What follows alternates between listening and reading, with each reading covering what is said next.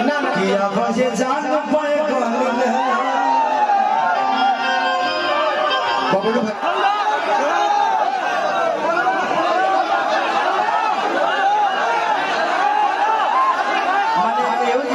खोल ले रहे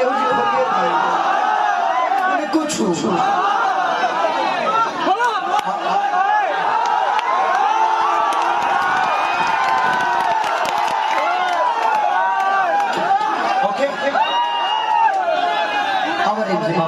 थोड़ा सा आगे रहो बाबू, थोड़ा सा पीछे। यूट्यूब देखा भिखारी यूट्यूब वाला लोग प्लेयर हो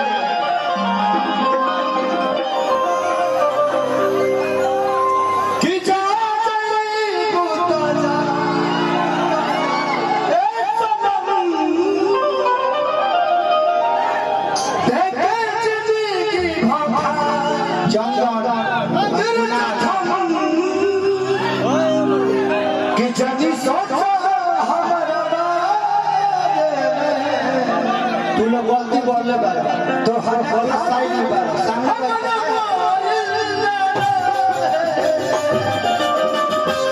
तू लोग गलत साइड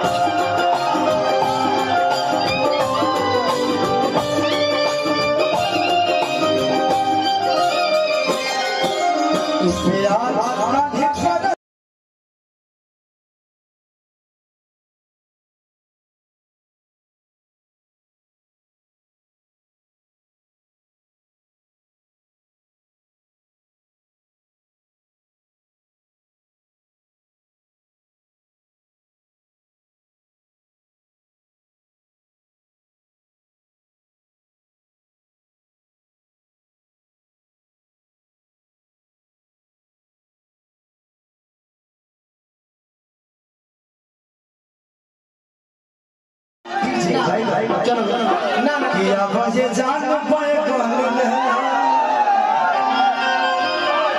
बबलू भाई आइए चलिए बबलू भैया से बहुत पुरस्कार भगवान से प्रार्थना शुभकामना करते हैं। पंकज भी कैट बनाते